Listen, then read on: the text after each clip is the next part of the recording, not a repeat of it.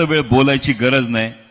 येताना सुद्धा काल बारामतीची सभा करून येत असताना आज अकलूजला सभा म्हटल्यानंतर खरं तर भैयासाहेब थोडं निर्धास्तपणे आलो, कारण आपल्याला माहिती आहे अकलूजकरांचं कसं मोहिते पाटील म्हणतील तसं नाही। ते आता सोलापूर जिल्ह्याचं सुद्धा पुन्हा एकदा जशी कात टाकून नवीन सळसळ येते तशी संघटनेमध्ये सळसळ येणार याविषयी नक्कीच खात्री आहे। पण काल पुण्यावरून येत असताना उजनी धरण लागलं, कारण जेव्हा या उजनीचं जलपूजन होतं तेव्हा स्वर्गीय यशवंतराव चव्हाण साहेबांचं भाषण होतं की पंढरीच्या पांडुरंगाची स्वर्गीय यशवंतराव चव्हाण साहेबांनी दिलगिरी व्यक्त केली होती, माफी मागितली होती। पंढरीच्या विठुराया तुझी चंद्रभागा आम्ही इथं अडवली आहे, पण या चंद्रभागेचं पाणी शेताशिवारात जाईल आणि त्यातून जी शेतकऱ्यांच्या शेतात कणसं येतील त्या कणसात पांडुरंग दिसेल। ही परंपरा होती, ही परंपरा महाराष्ट्राच्या राजकारणाला होती आणि अवघ्या काही वर्षांमध्ये महाराष्ट्राच्या राजकारणाची अशी नासाडी झाली की सांगणारे नेते सांगायला लागले मी पुन्हा आलो, दोन पक्ष फोडून आलो। विचार करा आपण कुठं होतो आणि कुठं जाऊन पोहोचलो। जिथे एक सुसंस्कृतता होती, जिथे एक विचार होता, जिथे एक संवाद होता, जिथे लोकशाहीच्या मते माझ्या पत्रकार बांधवांना सुद्धा ही गोष्ट 100% मान्य असेल। या सुसंस्कृततेला एक आदराचं स्थान होतं। आज मात्र परिस्थिती अशी झाली, शोले सिनेमाचा डायलॉग म्हणजे शोले आला 1972ला आणि शोलेचं नवीन व्हर्जन पुन्हा देशात दिसायला लागलं। शोले मध्ये महबूब भाई डायलॉग होता, दूर किसी गांव में जब बच्चा रोता है तो मां कहती है सो जा वरना गब्बर आ जाएगा। आणि मागच्या काही दिवसांमध्ये जेव्हा विरोधी पक्षातला कुठलाही नेता बोलायला लागतो तेव्हा आपोआप आकाशवाणी होते,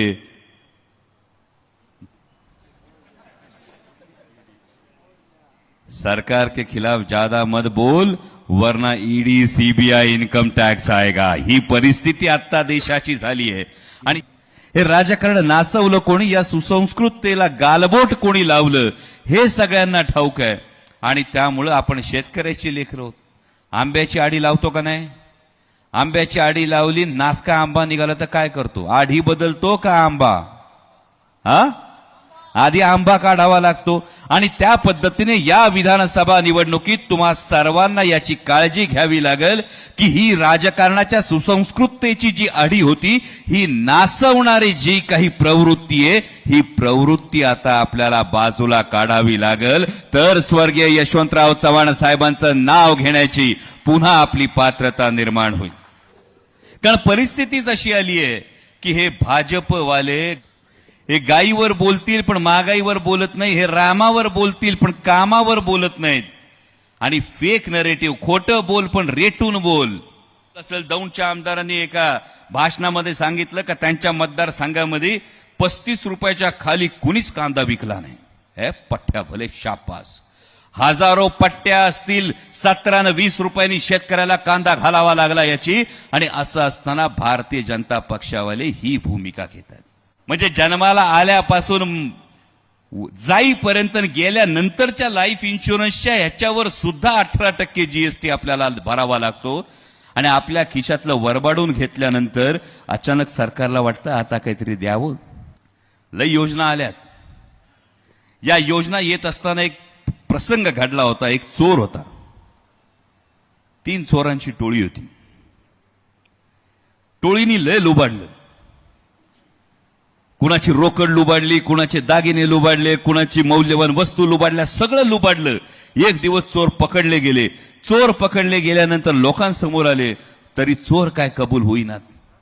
चोर कबूल होईनात म्हटल्यानंतर इन्स्पेक्टरनं सनसनीत कानाखाली वाजवली।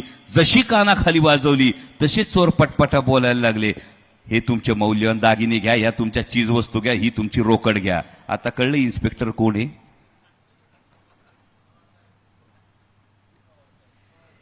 इन्स्पेक्टर ही महाराष्ट्रातली जनता आहे, जी कानाखाली वाजवली तो लोकसभेचा निकाल आहे। म्हणून आता तुमच्याकडूनच घेतलेलं जन्मापासून मृत्यूपर्यंतचं तुमच्यापासूनच घेतलेलं आता वेगवेगळ्या योजनांमधून आता बाहेर द्यायला सुरुवात झाली। ही खरी योजनांची परिस्थिती आहे। आता आपल्या लाडक्या बहिणीच्या योजनेचा प्रचार प्रसार सुरू असेल। योजनेविषयी कुणाचाच विरोध नाही. जर वाईट वाटत असेल तर त्याच्या मागच्या हेतूविषयी वाईट वाटतं.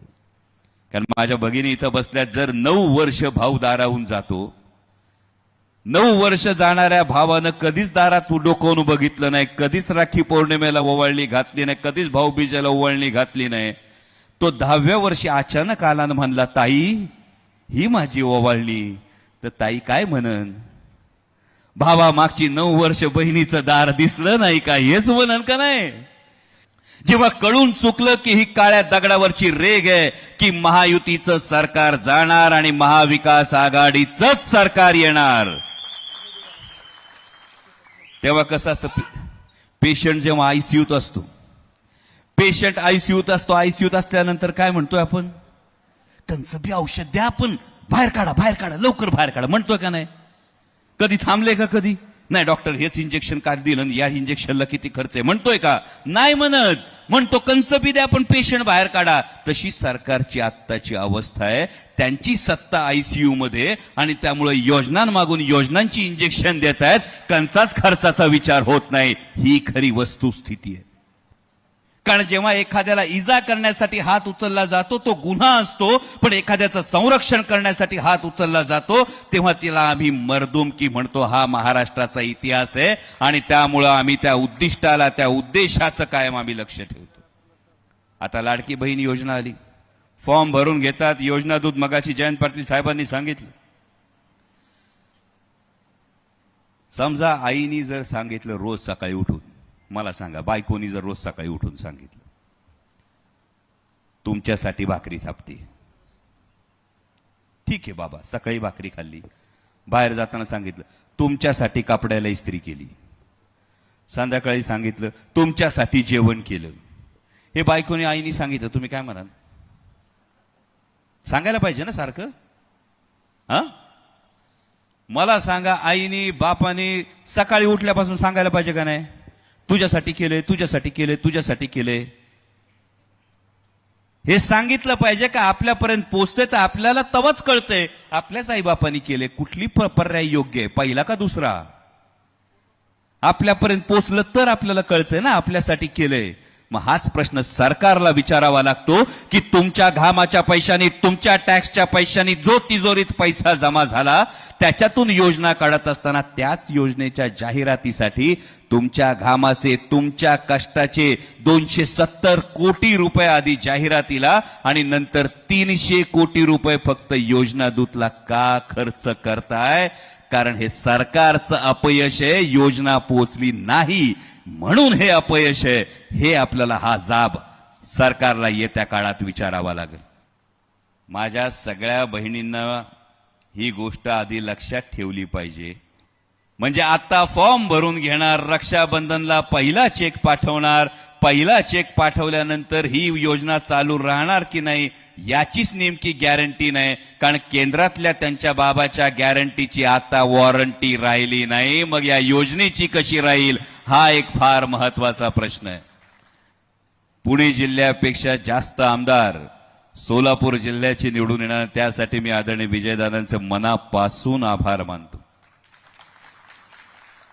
आभार यासाठी मानतो कारण 2019 नंतर सोलापूर जिल्ह्याची जेव्हा पण ही परिस्थिती पाहिली तेव्हा सोलापूर जिल्ह्यातल्या सर्वसामान्य नागरिकाला, सर्वसामान्य शेतकऱ्याला, सर्वसामान्य कष्टकऱ्याला हा प्रश्न पडत होता की आपलं राजकीय पालकत्व कुणाकडे, आपण आधारासाठी कुणाकडे बघायचं, आपण आधाराच्या वेळी, संकटाच्या वेळी हाक कुणाला मारायची. आणि विजयदादा मी मनापासून आभार मानतो की आपण ही जी भूमिका घेतली यामुळे सोलापूर जिल्ह्यातल्या प्रत्येक सर्वसामान्य नागरिकाला हा आधाराचा हात मिळाला. यासाठी तुमचा मनापासून आभार मानतो. लोकसभेच्या प्रचाराला माननीय पंतप्रधान आले. पंतप्रधानांनी आरोप कुणावर केले? आदरणीय पवार साहेबांवर केले. कारण हिमालयाच्या मदतीला सह्याद्री धावतो ही जी महाराष्ट्राची ओळख होती, आज दिल्लीतल्या सरकारला हा महाराष्ट्राचा सह्याद्री आदरणीय शरदचंद्रजी पवार साहेबच घाम फोडतो. कारण होणारी निवडणूक ही फक्त विधानसभेची निवडणूक नसणार आहे भावांनो. 2019 ते 24 बोलायला चान्स मिळत नव्हता, माईक सारखा बंद होत होता. आता तुम्ही सगळे असे वाघासारखे भांडतात. राष्ट्रवादी काँग्रेस पक्ष, शरदचंद्र पवार पक्षाचे सगळे खासदार. मग त्या दिवशी भैयासाहेब रेल्वेवर बोलले, निलेश लंकेजी दुधावर बोलले, बजरंग बाप्पांनी तर बीडसाठी विमानतळ मागितला, अमर काळेसाहेब बोलले, सुप्रियाताई तर या नेहमीच बोलत असतात. पण हे सगळं होतंय, ही परिस्थिती बदलली आहे. कारण दिल्लीतलं सरकार अजून डळमळीत आहे. त्यामुळे एक धक्का और दो. वस्तादावर विश्वास ठेवा. महाराष्ट्र वस्तादाच्या एकदा हातात आला की दिल्लीतलं सरकार, दिल्लीच्या सरकारच्या ज्या 2 कोबड्या त्या काढून घ्यायला वस्ताद वेळ लावणार नाही, याची खात्री बाळगा. थोडे दिवस थांबा. एकदा महाराष्ट्रात महाविकास आघाडीचं सरकार बसू द्या. दिल्लीत आपलं सरकार बसायला वेळ लागणार नाही, ही गोष्ट लक्षात ठेवा. त्यामुळे हे लक्षात ठेवा, विधानसभा सिर्फ झाकी आहे, दिल्लीतलं सरकार अभी बाकी आहे.